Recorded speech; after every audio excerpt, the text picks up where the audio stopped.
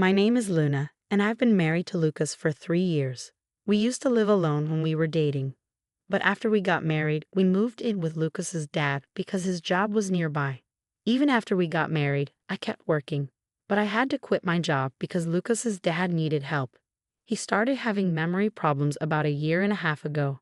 And it got worse over time, so he needed someone to take care of him. At first, we thought about sending him to a nursing home. But Lucas really didn't want to. He asked me to take care of his dad at home, so I agreed. Luna, please, let's try to take care of my dad here. I don't want him to go to a nursing home, Lucas begged. I understood how he felt, but it was a big responsibility for me, and I wasn't sure if his dad wanted me to take care of him that much. So I asked Lucas to help me as much as he could. I had never seen Lucas beg like that before, so I thought he would support me. But taking care of his dad turned out to be harder than I thought. His dad needed help with simple things like walking, using the bathroom, and taking a bath. He could still move around, but he often tripped and fell because he couldn't support himself. So Lucas and I decided to change our house to make it safer for his dad. Even though we were still paying off debts, we realized that his dad's safety was more important. At first, Lucas helped a lot with taking care of his dad. But as time went on, he started saying he was too busy with work to help. And after about a year of taking care of his dad, he stopped helping altogether. He even started going out on his days off instead of helping me. My father-in-law's health was declining, and he needed more help with basic things like using the bathroom and taking a bath. It became too much for me to handle on my own, so I talked to my husband about it. You promised to help, didn't you? When was the last time you actually helped out? It's been months, I said to him. He needs more care than I can give him alone. I'm feeling overwhelmed, I added. I think we should seriously consider putting him in a nursing home instead of trying to take care of him at home, I suggested. We agreed to take care of him at home until the end, but at least we should consider getting professional caregivers involved. Your dad needs more help than we can give him alone, and there are people who are trained to do this. I'm not strong enough to handle everything, especially tasks like bathing, I explained. But my husband didn't agree with me. He got upset and left before we could finish talking. Lately, I've noticed he's been stressed about money. However, I couldn't keep taking care of his dad on my own. So even without my husband's approval, I started arranging for home care services. His dad was assessed as needing a high level of care. So we arranged for a caregiver to come 5 times a week for about an hour each day. We also made a plan with our long-term care insurance, so I wasn't worried about the cost. But we hit a snag on the first day of home care services. Hi, I'm Mira, your caregiver. I'm here to help you from now on, she said. Nice to meet you, Mira. I'm looking forward to working with you, I replied. While the caregiver was talking to my father-in-law, she also taught me some nursing techniques. I found her guidance really helpful and felt confident about hiring her. But when my husband came home and saw her, he got really angry. Luna, I never agreed to home care services. What's going on? He yelled at me. But I've been telling you that I can't do this all by myself anymore. I didn't do this without telling you. I'm sorry, Miss Caregiver, but please go home for today. I tried to explain, but he didn't want to listen and sent the caregiver away. Why did you arrange for home care without my permission? I'm the one who decides things around here. You're a terrible wife for not listening to me. You can handle caregiving alone. Don't waste money, especially since we still have to pay off the loan for the renovation. Why can't you see what I'm saying? I've told you many times that I can't do this all by myself, Lucas. You've stopped helping with caregiving, haven't you? That's not keeping your promise. And the renovation was necessary for safety. If your dad falls and gets hurt, taking care of him will be even harder. You might not get it because you haven't been doing any caregiving for over a year now. Why are you bringing this up all of a sudden? Besides, you're not working, so it's your job to take care of him, right? Who do you think is paying off the loan for that renovation?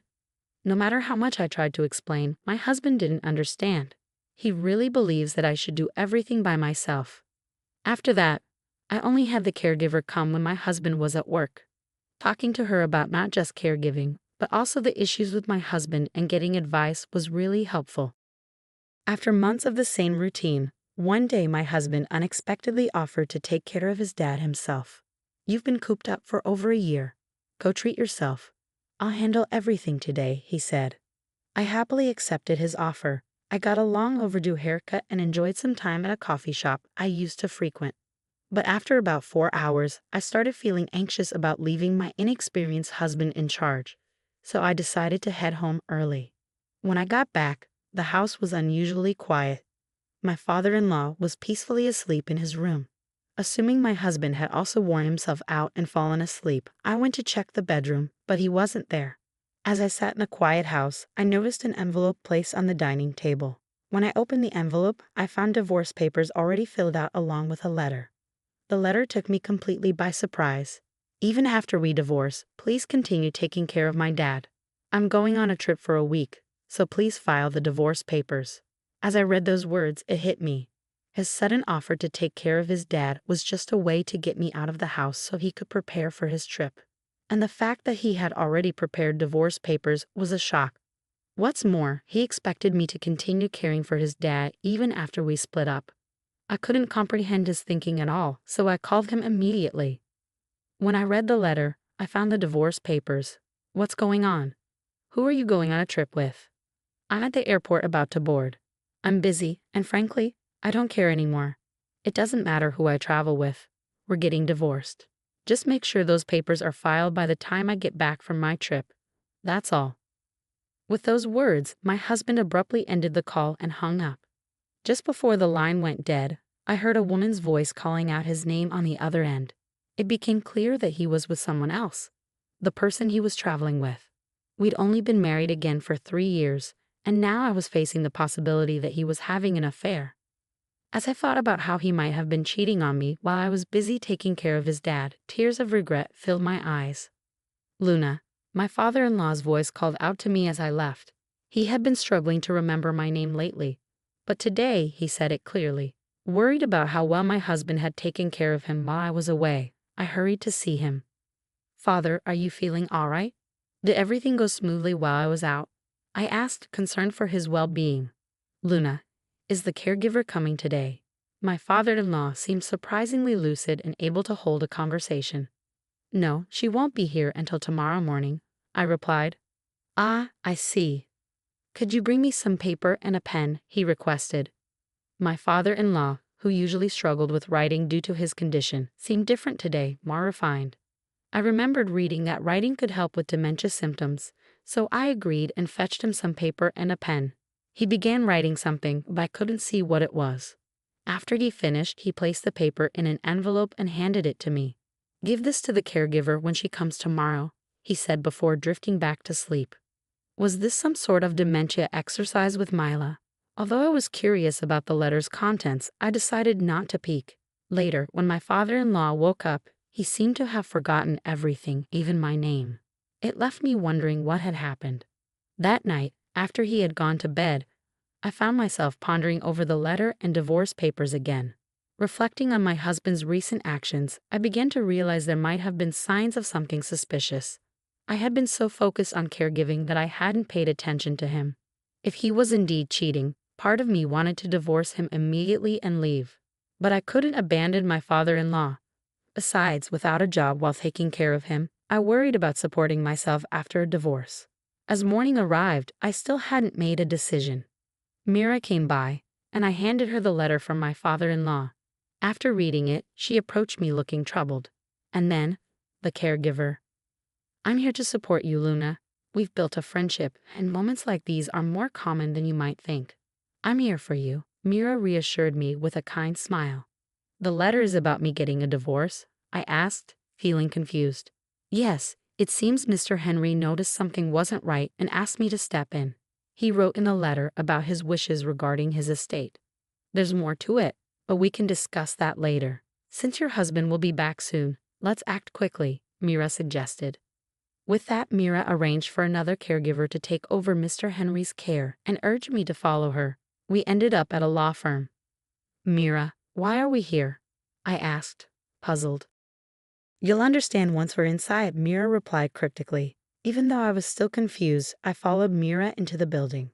Thank you for coming today. I'd like to discuss a request I received from Mr. Henley regarding gifting property during one's lifetime.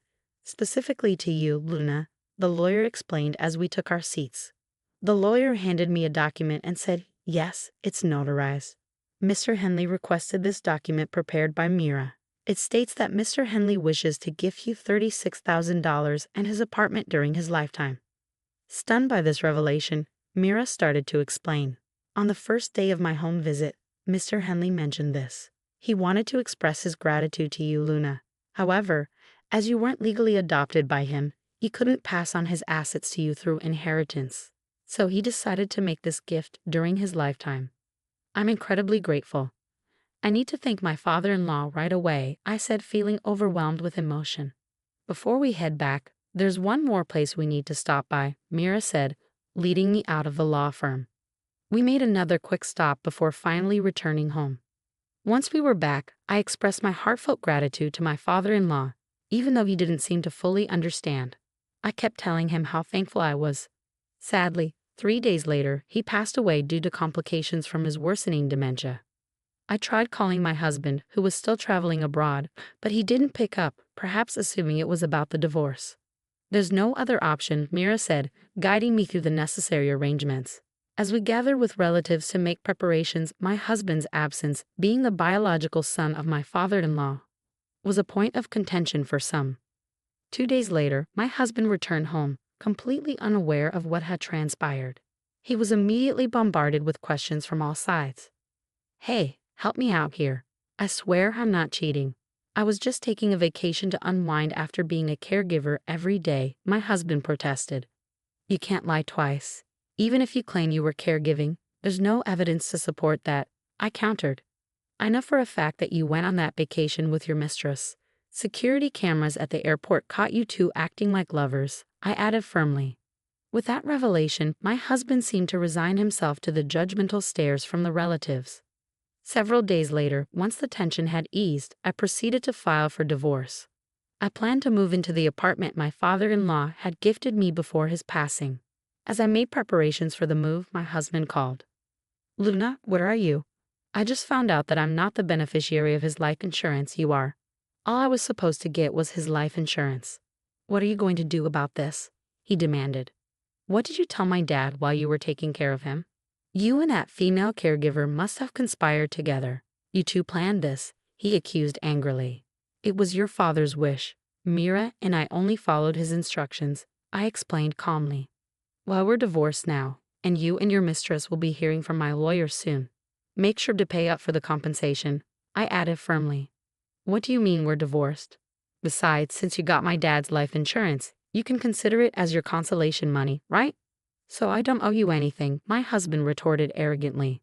It seemed he had forgotten that he had left me the divorce papers to file before he left for his trip.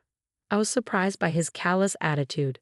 The divorce papers were left by you with a letter asking me to submit them, weren't they? And the life insurance is a precious inheritance from your father, not something I received from you. So you should cover the compensation, I insisted firmly. My husband was speechless at my words, unable to respond. We realized we weren't making any progress and decided to end the call. He continued to call several times afterward, but following Mira's advice, I changed my phone number. I still see Mira occasionally. Even after my father-in-law passed away, she did more for both him and me than my own family, including my husband. I'm truly grateful to her. Eventually, it seemed that the truth reached my husband and his mistress, and I received a call from their lawyer. Lucas told me you were the one in charge, even though I didn't know the full story. I'm sincerely sorry for going on that trip while Lucas's father was struggling. I've already paid the compensation, and I don't plan to see Lucas anymore, she said. That's how things went down. I thought they might refuse to pay, so I was surprised when they didn't. I can't figure out why someone smart like her would fall for my husband. Anyway, he ended up having to pay her in bits. She was pretty well off, and my husband, trying to impress her, spent almost all his savings. I even heard he paid for a fancy trip out of his own pocket. Whether he blew through his savings or not doesn't really matter to me. I'm determined to make him pay back every cent, even if it takes a while. Luckily, we have a family home under my father-in-law's name, so finding a place to live won't be an issue. But with the payments for the loan we took out for elder care, along with the compensation we have to pay each month, it's going to be tough. Even if we deduct it from my husband's paycheck, he won't have much left over. And since our relatives all know about it, he can't exactly ask them for help. I hope he learns from his mistakes. I moved into an apartment my father-in-law gave me, which I get to keep for life. Life's comfortable now. I'm using the money I inherited from my father-in-law to study caregiving. Mira's helping me out too. I want to be a caregiver like her, someone who can really support families.